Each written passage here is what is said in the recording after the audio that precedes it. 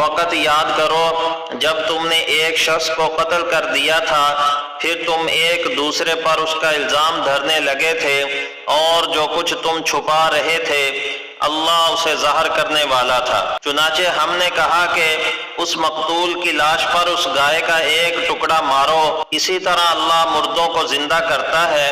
اور تمہیں اپنی نشانیاں دکھاتا ہے تاکہ تم عقل سے کام لو۔ پھر اس کے بعد بھی تمہارے دل سخت ہو گئے، چنانچہ وہ پتھر جیسے ہیں یا سختی میں اس سے بھی بڑے ہوئے، کیونکہ کچھ پتھر تو ایسے ہوتے ہیں جن سے نہریں پھوٹ نکلتی ہیں، اور کچھ ایسے ہوتے ہیں جو پھٹ جاتے ہیں تو ان سے پانی نکلنے لگتا ہے، اور کچھ ایسے ہوتے ہیں جو اللہ کے خوف سے گر پڑتے ہیں، اور جو کچھ تم کرتے ہو اللہ اس سے غافل نہیں ہے۔ مسلمانوں، کیا تم اب بھی یہ امید رکھتے ہو کہ یہ لوگ تمہاری خاطر ایمان لے آئیں گے؟ حالانکہ ان سے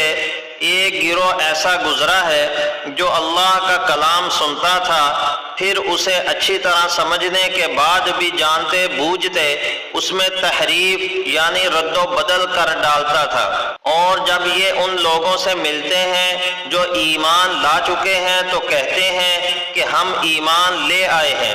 اور جب یہ آپس میں ایک دوسرے سے تنہائی میں ملتے ہیں تو کہتے ہیں کیا تم ان مسلمانوں کو وہ باتیں بتاتے ہو جو اللہ نے تم پر کھولی ہیں؟ کیا وہ ان کے ذریعے تمہارے پروردگار کے پاس تم پر حجت قائم کریں؟ کیا تم اتنی عقل بھی نہیں رکھتے؟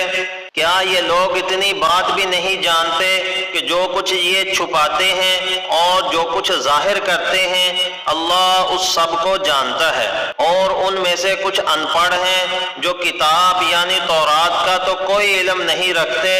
سوائے چند زبانی تمناؤں اور آرزوؤں کے، اور وہ محض وہم و گمان دوڑاتے ہیں۔ چنانچہ بڑی تباہی ہے ان لوگوں کے لیے جو اپنے ہاتھوں سے کتاب لکھتے ہیں، پھر لوگوں سے کہتے ہیں کہ یہ اللہ کی طرف سے ہے